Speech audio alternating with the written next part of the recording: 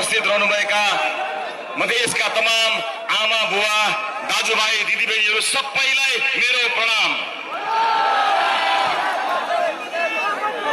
उपस्थित आमा बुवा दाजुभाइ दिदीबहिनीहरू, लामो समयसम्म तपाईहरुमाझ विभिन्न कार्यक्रममा म बोल्दै आएको छु, तर आज मलाई पहिलो पटक यस्तो महसुस भएको छ कि अब मैले बोल्नु पर्दैन।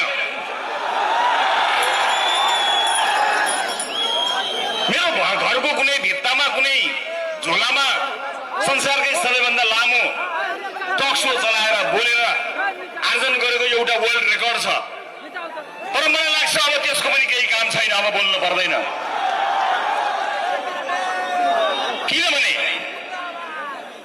किनभने यस अघिको निर्वाचनमा राष्ट्रिय स्वतन्त्र पार्टीले एउटा बिउ रोपेर गएको थियो, उन्नत बिउ। हामीलाई धेरैले भने मधेसमा त तपाईले भोट ल्याउनु भएन, मधेसमा त तपाईहरु लोकप्रिय हुनुहुन्न, मधेसका जनताले त तपाईलाई माया गर्दैनन् भनेर धेरैले भनेका थिए। तर मलाई थाहा थियो कि मधेसले माया गर्छ,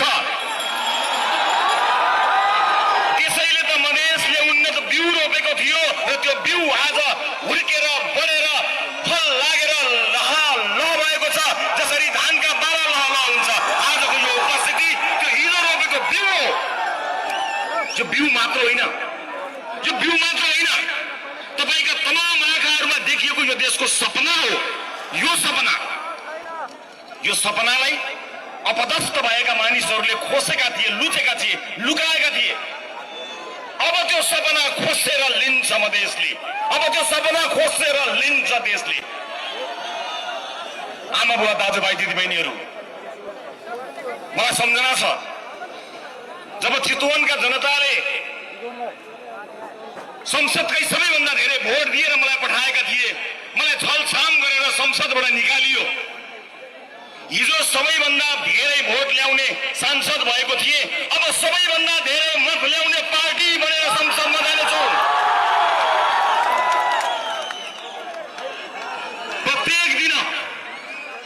प्रत्येक दिन मेरो टाउकोमा लागेका मुद्दाहरूका कारण प्रत्येक दिन देशको कुनै न कुनै अदालतमा मैले उपस्थित हुनुपर्छ।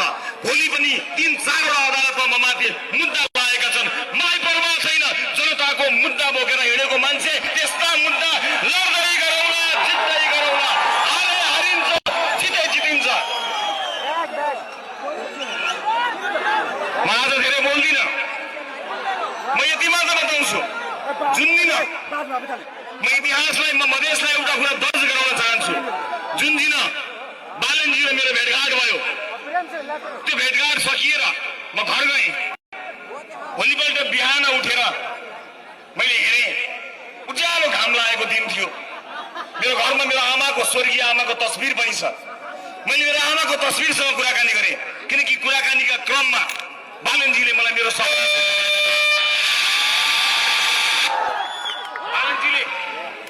कुराकानीको क्रममा बालनजीले मलाई मेरो सपना सोध्नु भएको थियो। मैले आफ्नो सपना बताएको थिएँ, उहाँले आफ्नो सपना बताउनु भएको थियो। हामीले एकअर्काको सपना साझा गरेका थियौँ। भेट भएको 5 मिनटमा नै हामीलाई थाहा थियो कि हामी सँगै हिँड्न सक्छौँ। 5 मिनटमा। तपाईँलाई आज यति कुरा पनि बताइदिन्छु म। रवि लामिछाने र बालन शाह बीचको वार्ता 5 मिनटमा सकिएको हो। बाँकी त हामीले एकअर्कालाई चिन्नका लागि मात्र समय खर्च गरेका हौँ। जब देशको हितलाई केन्द्रमा राखिन्छ नि, त्यतिखेर कुनै वार्ताको नाटक गरिरहनु पर्दैन। तर आफ्नो हितलाई राख्यो भने मात्र यो वार्ता हुने मानिने। हामी दुवै यो देशको हितका लागि र जनताको चाहना अनुसार एकै ठाउँमा आएका थियौँ, किन यसको विकल्प छैन। अब नेपालले यो गरिबी सहन सक्दैन, अब नेपालले यो विभेद सहन सक्दैन र पर्दैन।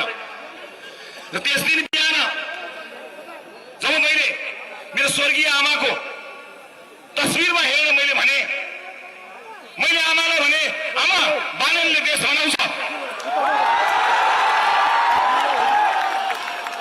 बालनले हाम्रो सपना पूरा गर्छ। यो भनाइको साक्षी मेरो श्रीमती छिन्। मैले उनलाई अँगालो हालेर उनलाई पनि त्यही भने। मेरो आमासँग कुरा भयो र मैले आमालाई भने, आमा, बालनले देश बनाउँछ। यो मेरो विश्वास हो। मलाई चिन्ता छैन, कुनै पनि दिन कुनै पनि दिन अपदस्थ भएको हेलिकप्टरबाट भागेको बच्चालाई गोली ठोकेर भागेको सरकारले लगाएको मुद्दाले, अपदस्थ भएको बच्चालाई टाउकोमा र छातीमा ताकेर गोली लगाएको सरकारले ममाथि लगाएको मुद्दाले मलाई कुनै पनि दिन जेल पुर्याउला, मलाई अब चिन्ता छैन, किनकि देशले बालन पाएको छ।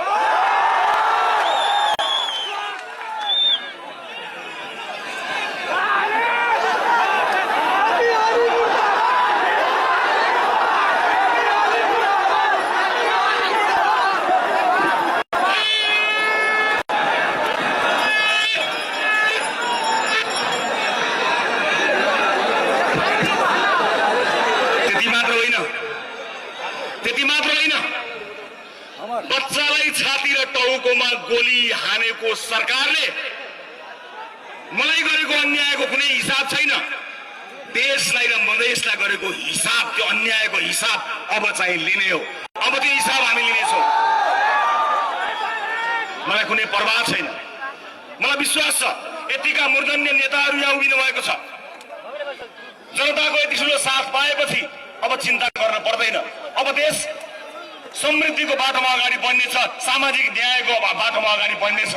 उपस्थित आमा बुवा दाजुभाइ दिदीबहिनीहरू, मलाई धेरै अगाडि भन्नुहुन्थ्यो कसैले कि तपाईँ मधेस त्यति आउनुहुन्न, मधेसमा तपाईँहरूको त्यति धेरै संगठन राम्रो छैन, मधेसमा तपाईँहरूको उपस्थिति कम छ भनेर धेरैले भन्नुहुन्थ्यो। उहाँहरू सबैलाई म एउटै जवाफ दिन चाहन्छु, मधेसमा धेर आई वा दुरुस्त आई, समान दाजुभाइ दिदीबहिनीहरूलाई म यहाँबाट के आश्वस्त गराउन चाहन्छु, के विश्वस्त गराउन चाहन्छु भने म उनीहरूको आलोचना गर्न आएको होइन, म उनीहरूको आलोचना गर्न पनि चाहन्न। जसलाई जनताले लखेटेर भगाए तिनको आलोचना गरिरहनु आवश्यक छैन।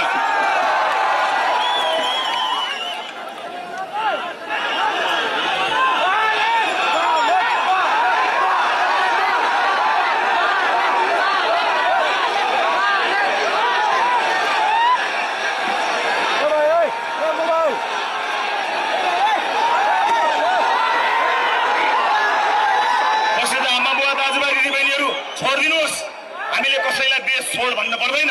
देश छोडेर गएकाहरूलाई फिर्ता ल्याउन सक्ने कानुन, नीति, नियम हामीले कायम गरौँ। हामीले कसैलाई देश छोड भन्न पर्दैन। अब परेन देश छोड्न भयो। म यति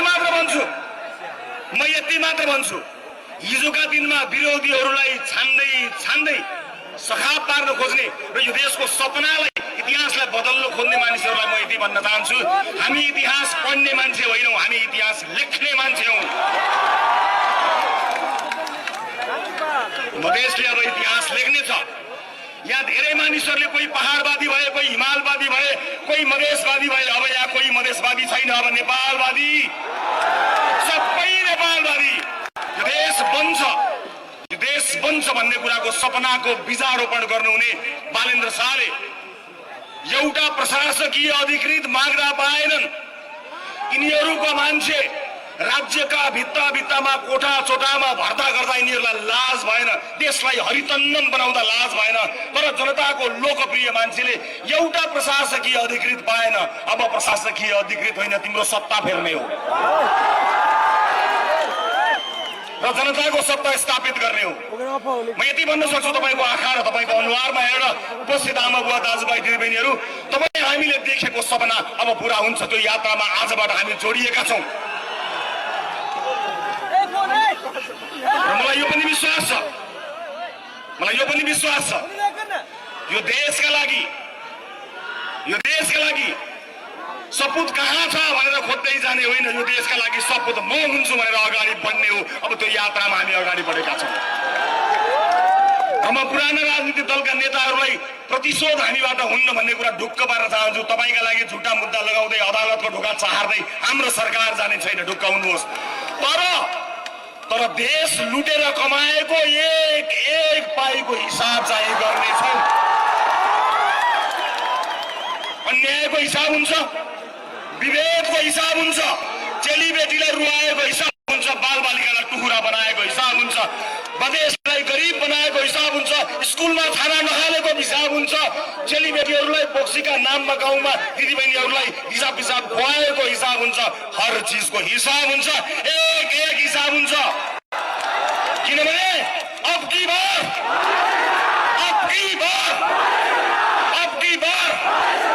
जय देश, जय मधेस, जय घण्टी।